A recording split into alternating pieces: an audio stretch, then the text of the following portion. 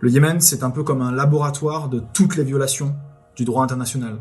Vous avez à la fois des armes interdites, comme des mines antipersonnelles, ou hier des bombes à sous-munitions, des tactiques ou des méthodes de guerre prohibées, comme l'usage de la famine, des tactiques visant à affamer les populations. Et vous avez en même temps des bombardements urbains massifs, aux conséquences complètement disproportionnées, voire indiscriminées pour les civils. On retrouve au Yémen tout type d'armes explosives imaginables dans les zones peuplées. Vous avez des bombes aériennes larguées par aéronef ou par hélicoptère, de l'artillerie lourde, des obus de mortier, des lance-roquettes, etc., etc.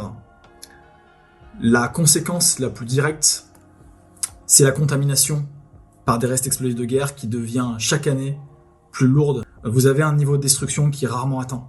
Des ports, des ponts, des routes, des habitations, des hôpitaux, des écoles, des dispensaires, tout ce qui crée la vie sociale, économique, tout simplement la vie collective, est détruit ou endommagé par les pratiques des bombardements au Yémen.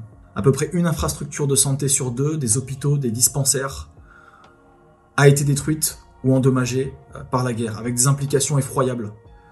Ça veut dire très concrètement qu'aujourd'hui, des gens que nous pouvons soigner ou apporter des soins de santé très spécifiques, notamment pour des personnes qui ont perdu une jambe ou qui ont été durablement traumatisées par la guerre, ne peuvent pas être prises en charge, et ce sur le long terme. Le Yémen aujourd'hui, c'est 20 millions de personnes qui ont des besoins humanitaires, soit 66% de la population. Les besoins sont immenses, en eau propre, en nourriture, en abri, tous les besoins de base.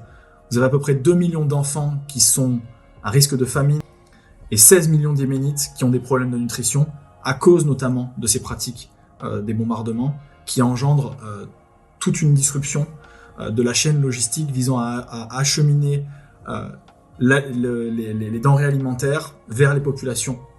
Et ce que nous, Handicap International, nous demandons, c'est un cessez-le-feu, c'est une aide humanitaire à la hauteur des immenses besoins de la population.